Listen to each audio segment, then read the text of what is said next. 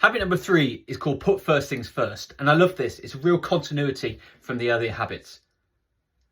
Effectively, if you look at yourself, if you're busy all day and you're exhausted by night, challenge and ask yourself, are you actually getting closer to your goals? Because the reality is most people manage the clock when really they should manage the compass, the forward momentum of trying to get where you want to get.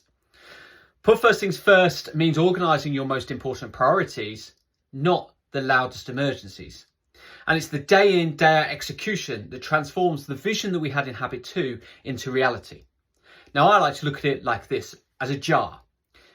You need to protect time for your big rocks, because if you don't, your jar gets filled with pebbles and sand, and it makes it more and more difficult to get those rocks in.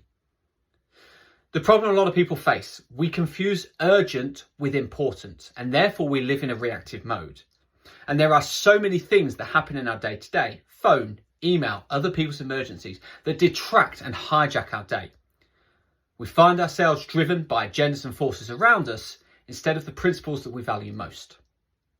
Now, if you think about one of my earlier videos talking about the Eisenhower matrix, within that quadrant 2, activities that are important but not urgent. Your planning, your building relationships, your personal development.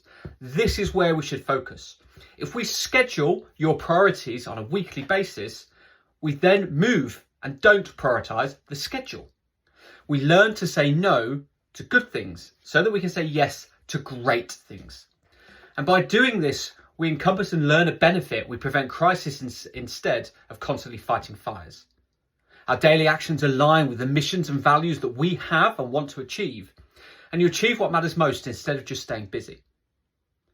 The key isn't to prioritise what's on your schedule, but to schedule your priorities as rocks, because we all know what gets scheduled gets done.